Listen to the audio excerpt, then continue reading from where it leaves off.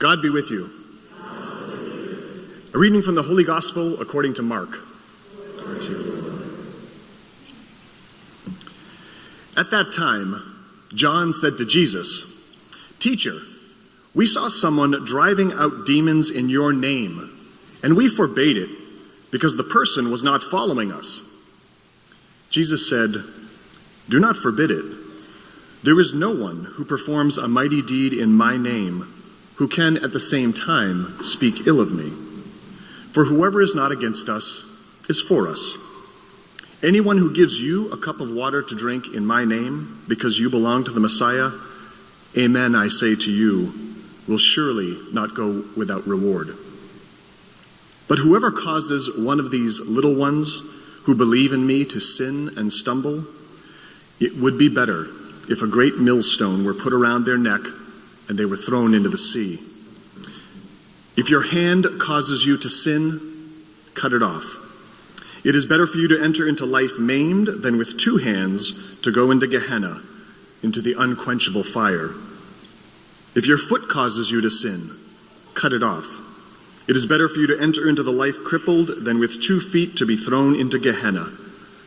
If your eye causes you to sin, poke it out. Better for you to enter into the realm of God with 1 eye than with 2 eyes and be thrown into Gehenna, where the worm does not die and the fire is not quenched." The Gospel of the Lord. Praise to you, Lord Jesus Christ.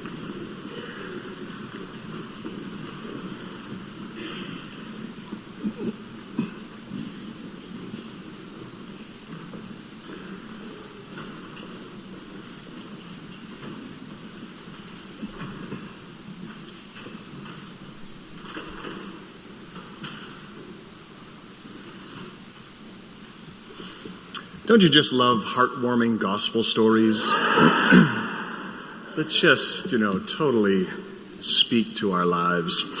Around the United States this past summer, we witnessed a string of incidents involving white people who called the police on black people who were just doing ordinary events.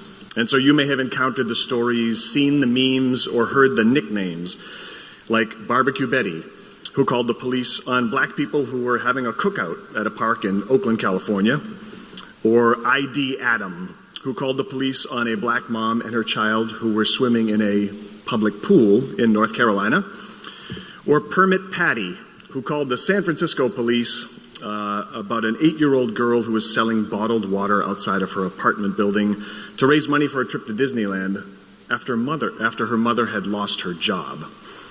Now, in every situation, the white person who made the phone call was basically saying, "Hey, they can't do that." Now, we could unpack these stories at so many levels, right? And we should. But let's just take them at the surface level for now and say this is kind of what's happening in the gospel. The disciples see somebody curing in Jesus' name and they say, "Hey, they can't do that." And so, of course, I can imagine John and Peter running up to Jesus saying, "We have something really important to tell you." And Jesus says, What is it? They say, "You're not going to believe this. We saw people healing in your name. They're not even part of our group. Can you believe that? What do you want us to do?" So Jesus probably took a breath and just clarified. He said, "No, were they healing people and making them well?" Yes, but they did not attend the certification you did in the spring, Jesus. They do not have their disciple ID card. Jesus just says, just leave them be. It's really not that big a deal. And I can imagine the disciples were bewildered because Jesus is not reacting to this monumental thing that they've discovered. And I can imagine Jesus says, "Let me tell you a story. And he probably tells them the story that we heard this morning in the first reading from Numbers, where Moses comes down from the mountain and gives the Spirit to 70 elders who start doing amazing things in the community. But there are some elders who weren't at the official ceremony. They got the Spirit too. They started doing some amazing things. And of course, Moses' followers go up to Moses and say, "Hey, what's going on? What do you want us to do about this?" And Moses says, "Let him be." He says, "I wish everyone were doing amazing things and not just complaining about the people who are." And the God of our readings today seems to be more interested in what is getting done than who is doing it specifically. Now, the Buddhists remind us that all of us have within us a small self and a big self. Our small self is the one that's driven by our ego. It's all about our needs, our wants, our desires. It gets shaped a lot by our hurts and wounds. It wants to feel special, important, and right. It often feels entitled and justified. The Dalai Lama says that our small selves take things too seriously and easily get offended and just fail to give situations the proper perspective. So at its best, our small self is just way too narrow. At its worst, it's destructive. Let me give you a small self example. So last weekend, I'm at a house concert, and there was this amazing band and soulful music. Now, mind you, this whole story is going to be narrated from the perspective of my small self. And so at intermission, I'm just talking to some people I don't know. We're having a good little conversation, and somehow we get talking about religion, as I often do with people. I mentioned that I work for a church, and so this woman says, "Oh, I haven't gone to church in years." And then she asks, "Do you give sermons?" I said, "Well, it's funny you should say that. I'm actually preaching next weekend at my church." She said, "Really?" She says, "Well, here's how you give a good sermon." And so then she says, "Don't judge people. I hate it when pastors do that. Don't judge people." And she says, "You really should tell some jokes. Jokes help people, lighten up. You should probably start with one, because that gets people." And then she says, "You need to make it personal. Don't get all too heady and all this stuff." So my small self starts showing up in my mind saying, "Wait, you're telling me how to give a sermon. You haven't been to church in decades." And I think she was in marketing, and I was thinking, how about I come down to your place on Monday and I say, "Hey, you know what you need to do to be a good marketer? You got to know your audience. You got to grab them right at the beginning, and if you don't get their attention," of course my big self leans over and goes, "She's right. Those are really good things to have in a sermon." And in today's gospel, we hear Jesus responding from his big self. He knows that it's about the work of healing, and he doesn't get caught in the pettiness of the in and out groups. But he also uses some really strong language about putting millstones around our necks, cutting off our hands, and poking out our eyes should we cause people to stumble. Now, the scripture scholar Ched Myers tells us that the root word for stumble comes from another word which means to snap shut. And it referred to the piece of wood that holds up a trap. Now, some of us may have done these. We put the little bait under the trap. We have some kind of box held up by a stick. And when you pull the stick out, the trap falls and snaps shut. And I think what Jesus is telling us today is when we act out of our small self, we are actually doing things that trap people, psychologically, emotionally, and physically. And I think about who Jesus hung around with: the poor, the outcasts, the despised, the silenced. These were victims of neglect, assault, and abuse. These were the people who shaped his perspective and informed his theology.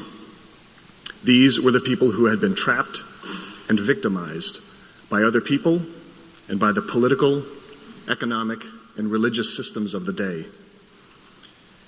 Now, I don't know about you, but this has been a really difficult week for me and many people in light of everything that is going on in the Supreme Court hearings. I think Jesus would be the first to say, "I hear you, I believe you, and I support you." Because no doubt,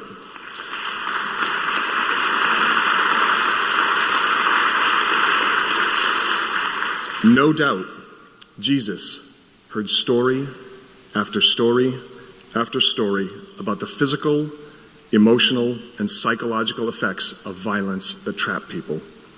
The great writer Rebecca Solnit says specifically of the violence against women, some women get erased a little at a time, some all at once, some reappear. But every woman who appears wrestles with the forces that would have her disappear. And I think Jesus would say the same about what happens to others when we act out of our small selves. We make people disappear, a little or a lot. And this is why he comes out so strongly against it. He walked with the survivors of other people's small selves. Now, it's no secret that we are living in a time when so many small selves seem to dominate the landscape. Small selves draw arbitrary lines between who's in and who's out. Small selves suggest who deserves good treatment and who deserves second-class treatment. Small selves look the other way and avoid taking responsibility. Now, we know from our Gospels that anytime there's an in-group and an out-group, Jesus will be in the out-group. Anytime there's a group that's treated as second class, Jesus will be among them. Anytime there's someone looking the other way, he will invite them to accountability. Lately, I've been watching Queer Eye on Netflix. I don't know if anyone's familiar with that show. My daughter put me onto it. If you're not familiar with the series, on each episode, this team of men who identify as gay or queer, they call themselves the Fab Five. They're dispatched into the greater Atlanta community to help straight men get their lives in order in terms of decor, grooming, personal habits. Straight men just need a lot of assistance in so many areas. And so on each episode, Jonathan, Karamo, Tan, Bobby, and Anthony, they sort of live with the person for like a week. They get to know them and get to know their relationships. And then they just start saying, here's what needs to be changed in order for you to become your full self. And I really often wish there were a gospel version of Queer Eye, where a team of disciples just comes and lives with us for a week. And they start offering suggestions on what needs to be changed in order to become our full selves. And I think if they were to move in with us today, one of the first things they'd say is that we need to work to live more fully from our big self. Gospel people are big self people. Big self people don't get so bogged down in ego games. Big self people take responsibility for things. And they work to address imbalances and injustice, even if it doesn't directly affect them. I was reading a story recently of a woman who went with her husband to a therapist during a really difficult time in their marriage. And the therapist asked them what I think is a very simple but powerful question. What would it look like for each of you to help the other person succeed? So instead of calling out each other's faults and focusing on your rightness, what if you committed to helping the other succeed? What if you cleared a path for the other? What if you removed obstacles for the other? And I've been thinking about this a lot lately in terms of the Gospels. What if we made it easier for people to succeed and feel good about who they are? That's a big self question. And I don't just mean doing this for the people around us or the ones we love, who are close to us. Jesus reminds us this is all well and good, but what about the people who can't repay us? What about the people whose success we might never benefit from? What about the people we might even dislike? How do we make sure they succeed? And when I say success, I don't just mean material success, right? What would it mean to really affirm people? Believe what they say. Make them visible. Support them in their struggle and help them do well. The disciples are struggling with this today, and I think most of us do too. Our small self just can't see that someone else's success doesn't mean our diminishment. And I think we all know down deep that when someone is feeling successful and doing well, that's what they tend to pass on to other people. So I'd ask you right now, just to take a moment to think of someone in your life who you could focus on this week. Now, it might be someone at school, in your workplace, someone in your family, extended family, or in the community. Could even be a group of people. What would it look like for you to help this other person or group succeed? What paths could you make clearer for them? What obstacles could you remove? What would they need to hear from you? What support would they need? What would you need to do privately or publicly to show that you were committed to their success? Bill Wilson, who was the founder of Alcoholics Anonymous, said that the only cure for possession was repossession by something greater than the disease. The only way we get our small self in check is to let it get repossessed by our big self. There's probably a whole lot in this life that Jesus and the Fab Five would probably tell us just let go of, because it's really not that important. And instead of focusing our energies on someone else saying, hey, you can't do that, perhaps we can instead focus our energies on someone else saying, what do you need to be successful?